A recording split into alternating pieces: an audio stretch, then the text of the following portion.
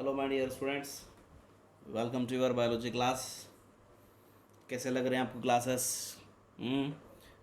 मुझे इन्फॉर्म नहीं कर रहे हैं आप लोग, नहीं बता रहे। ठीक है, तो हमने स्पर्मेटोजेनेसिस प्रोसेस के बारे में पिछली क्लास में अच्छी तरह से जाना था। तो चलिए आज की क्लास की तरफ बढ़ते हैं, जिसका नाम है role of hormone in spermatogenesis. Spermatogenesis process हमने देखा था। ये जितना भी रिप्रोडक्शन आप पढ़ रहे हैं, इसमें हार्मोनल का बहुत इंपॉर्टेंस है। यानी कि ये रिप्रोडक्शन टोटली डिपेंड है हमारे बॉडी के हार्मोन्स पर। जब हम बच्चे होते हैं, हार्मोन्स नहीं होते हैं बॉडी में, तब रिप्रोडक्शन भी नहीं होता। यंगर स्टेज में हार्मोन सीक्रेशन स्टार्ट होते हैं, तब रिप्रोडक्शन आता है। फिर जैसा जैसा हम ओल्ड होते जाते हैं, हार्मोनल सीक्रेशन भी कम हो जाएगा और रिप्रोडक्शन भी कम हो जाएगा। ठीक है, तो role of hormones in spermatogenesis. ठीक है, चलिए देखते हैं वो कौन से हार्मोन हैं जो कहाँ से रिलीज हो रहे हैं। हार्मोन से मैं आपको कुछ चीज़ें बोल रहा हूँ कि ये हार्मोन होते हैं क्या। हार्मोन्स एक केमिकल सब्सटेंस है जो स्पेशली प्रोटीन से बने हुआ होता है।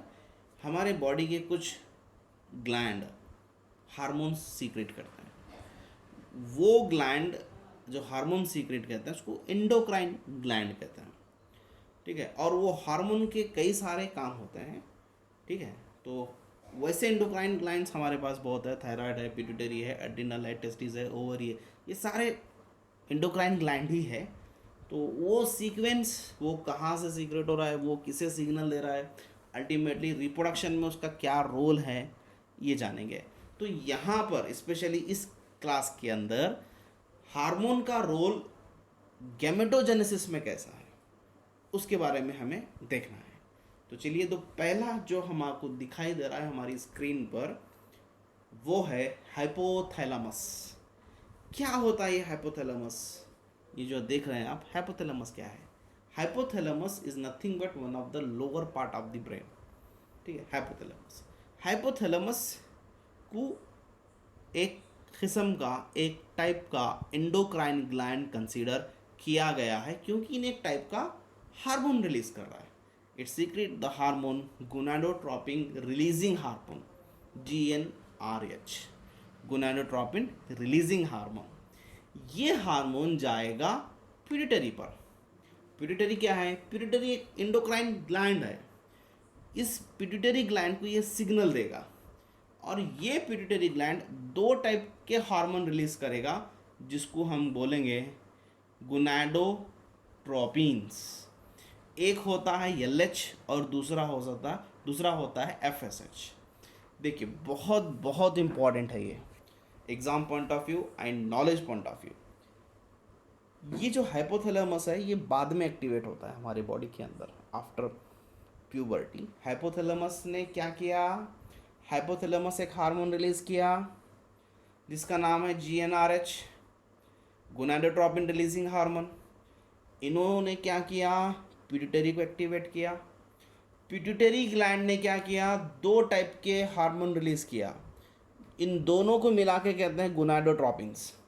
वो एक LH था और दूसरा FSH। LH का फुल फॉर्म होता है ल्यूटिनाइजिंग हार्मोन, और FSH का फुल फॉर्म होता है फॉलिकुलर स्टिमुलेटिंग हार्मोन। चलिए FSH के बारे में LH के बारे में देखते हैं। LH act on leading cells. अब ये लीडिंग सेल्स कहाँ है, बोलो मुझे। Leading cells are present in between the space present between the seminiferous tubules of the testes। Testis के अंदर जो सेमिनिफेरस ट्यूब्यूल्स के बीच के जो इंटरस्टिशियल स्पेस हमने पढ़ा था, इंटरस्टिशियल स्पेस हमने पढ़ा था, जिसको हम इंटरस्टिशियल स्पेस बोले थे टेस्टिस में, उसके पास एक सेल होते हैं जिसका नाम होता है लीडिंग सेल। तो LH जो पिट्यूटरी से निकल कर आया, वो किस पे एक्ट किया? टेस्टिस के लीडिंग सेल पे एक्ट किया, और वो लीडिंग सेल ने क्या किया? Secret androgen. अभी एंड्रोजन क्या है? हार्मोन है। Androgen is a hormone stimulate the spermatogenesis. देखिए वो एंड्रोजन हार्मोन क्या बनाना शुरू कर दिया? स्टिमुलेट स्टार्ट कर देना। क्या स्टार्ट किया उन्हें? स्पर्मेटोजेनेसिस क्रिया को स्टार्ट कर दिया। तब तक एंड्रोजन नहीं था, तब तक वहाँ पर स्पर्मेटोजेनेसिस भी नहीं था। So when androgen will synthesized by leading cell, then only it stimulate the process of spermatogenesis। ये तो बात हो गई एक टाइप के गोनाडोट्रोपिन जिसका नाम था LH। अब दूसरी साइड पे जो FSH है, जिसको हम फॉलिकुलर स्टिमुलेटिंग हार्मोन कह रहे हैं, इन्हें एक्ट हो रहा है सर्टोली सेल पर। अब बोलो ये सर्टोली सेल कहाँ है? Sertoli cell present in the seminiferous tubules.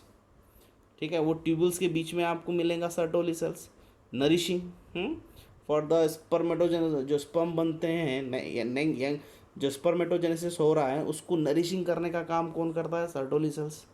अब ये सर्टोली सेल क्या करेगा? Stimulate secretion of factor for spermiation, क्योंकि सर्टोली सेल में से ही निकल कर जाना है स्पर्म को, जिसको हम स्पर्मिएशन कहते हैं। हमने पढ़ा था पिछली क्लास में, आप देखो कुछ फैक्टर वहाँ पर उन्हें ऐसे रिलीज करेगा जो स्पर्मिएशन जैसा क्रिया किएगा। ठीक है, तो आपको ये जैसा दिख रहा है वैसा ही लिखना है under the heading role of hormones in spermatogenesis. ठीक है बच्चों, चलिए yes, under the spermatogenesis only another heading, that is what? Structure of the sperm या spermatozoa। ये जो आप देख रहे हैं स्ट्रक्चर, ये एज इट इज ड्रा करना है आपको। There should be no change. ये जैसा दिख रहा है वैसा ड्रा करना है। मोस्ट एंड मोस्ट इम्पॉर्टेंट, हर साल मेन एग्जाम में या फिर सप्लीमेंट्री में कभी ना कभी या फिर प्री बोर्ड में ये क्वेश्चन आना ही आना है। इसका डायग्राम और इसकी डिस्क्रिप्शन पे आपको पूरे 5 नंबर मिलेंगे। स्ट्रक्चर ऑफ द स्पर्म, चलिए जानते हैं जल्दी जल्दी कि वो कौन से इसके लेबलिंग है।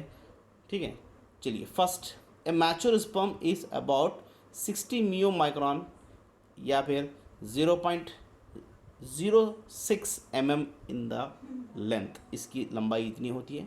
Sperm is enveloped by plasma membrane.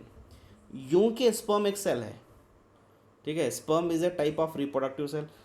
जब वो सेल है तो ऑफ कोर्स प्लाज्मा मेम्ब्रेन तो बनना ही बनना है, वहाँ पर रहना ही रहना है प्लाज्मा मेम्ब्रेन। स्पर्म के 3 रीजन्स होते हैं, head, middle piece and tail. एक स्पर्म को 3 पार्ट में डिवाइड किया गया है, जो फ्रंट है हेड है, जो मिडल है मिडल, जो लास्ट पोर्शन है जिसे हम टेल कहते हैं। ये सारे पॉइंट्स आपको एज इट इज लिखना है। चलिए, तो फर्स्ट वन कौन सा है? यहाँ पर हेड है, जो कि ओवल शेप्ड हेड है, formed of nucleus and acrosome. Head के पास यानी कि हेड के अंदर होता है न्यूक्लियस, जिसमें 23 क्रोमोसोम्स होते हैं। ये हैप्लॉइड सेल है, डिप्लॉइड नहीं। 23 n नंबर ऑफ क्रोमोसोम होते हैं, 2n नंबर ऑफ क्रोमोसोम नहीं, n नंबर ऑफ क्रोमोसोम होते हैं, रिमेंबर। एंड इसके ऊपर जो कैप लाइक स्ट्रक्चर है जिसको हम एक्रोजोम कहते हैं। ठीक है, acrosome is formed from Golgi complex, उससे बना हुआ होता है ये। इट कंटेन लाइटिक इंजाइम्स, उसके पास एक इंजाइम्स होता है जिसको हम lytic enzymes. Behind the head is a neck. Head के पास, हेड के बाद जो मिडल पोर्शन स्टार्ट होने से पहले एक छोटी सी वहाँ पर नेक भी पाई जाती है। ये भी आपको एज इट इज लिखना है। Then centre portion, middle piece, compare of axial filament. Axial filament होते हैं वहाँ पर। ठीक है, surrounded by mitochondria and cytoplasm. Yes, अगर ये सेल है तो प्लाज्मा मेम्ब्रेन है, अगर प्लाज्मा मेम्ब्रेन है तो साइटोप्लाज्म भी है। इसके जो मिडल पीस में आपको एक्साइल फिलामेंट मिलेंगे, वो axial filament surrounded by number of mitochondria and in the cytoplasm. Mitochondria produce energy for sperm motility. Mitochondria का वहाँ ये काम है कि माइटोकॉन्ड्रिया एनर्जी प्रोड्यूस करता है ताकि स्पर्म में मोटिलिटी हो, स्पर्म मूवमेंट करते हैं, ठीक है. Even it is inter into the female genital tract, they move along with the cervical canal, uterus up to the fallopian tube. तो वो मूवमेंट के लिए इन्हें एनर्जी चाहिए होती है और वो एनर्जी माइटोकॉन्ड्रिया इन्हें देता है, ठीक है. Fine. And the last portion of the sperm, that is what, tail, ठीक है. तो tail consist of central axial filament. एक सिंपल सा एक लॉन्ग एक्साइल फिलामेंट होता है इसके पास.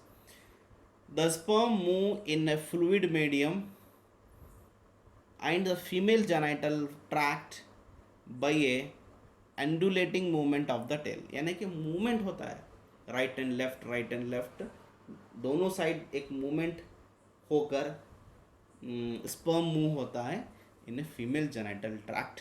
तो यहाँ पर टेल की हेल्प इसको मूवमेंट में ही हो रही है. So I hope you people are understood these things. Okay, fine. Now the human male ejaculate about 200 to 300 million sperm during a coitus. देखिए, एक coitus में, coitus यानी कि एक सेक्सुअल कॉन्टैक्ट में, एक इजैकुलेशन में. What do mean ejaculation? निकल कर आना, आउटसाइड. एक निकल कर आने में जो सेमेन वहाँ पर होता है, उसके अंदर, उस सेमेन के अंदर नियर अबाउट अप्रॉक्सीमेटली 200 से 300 मिलियन स्पर्म्स होते हैं एक इजैकुलेशन में. Remember, in a single ejaculation there are about 200 to 300 million sperms are there. For normal fertility, at least 60% of those million sperms के 60% sperm must have normal shape and size. देखो कितने sperms हैं वहाँ पर, 200 से 300 million. और उन 200 से 300 मिलियन स्पर्म के अंदर मिनिमम एटलीस्ट 60 स्पर्म तो ऐसे होना चाहिए जिसका शेप और साइज नॉर्मल हो, और 40% of them must have vigorous motility, यानी कि तेज़ वाली मोटिलिटी, तेज़ वाली मूवमेंट होनी चाहिए.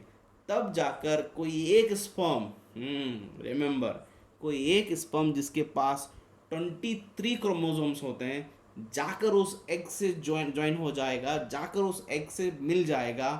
तब 23 from the egg, 23 from the sperm are together. That process called fertilisation, and एक सेल वहाँ बनेगा जिसको हम जाइगोट कहते हैं. एंड उस जाइगोट के पास अल्टीमेटली 46 नंबर ऑफ क्रोमोसोम आएंगे और उसे डिप्लॉयड सेल कहा जाएगा, और वही zygote ultimately change into the embryo and embryo delivered as baby. ठीक है. So with this we complete this topic, and while in the next class we will continue the next topic. So बच्चों, ये भी आपको as it is लिखना है. अगर यहाँ पर कुछ डाउट है तो मुझे आप फ़ोन कर या फिर व्हाट्सएप पर भाई पूछ सकते हैं. और क्लासेस कैसे लग रहे हैं प्लीज़ एक बार इन्फॉर्म कीजिए, एक बार बोलिए, अच्छा लगेगा. Thank you.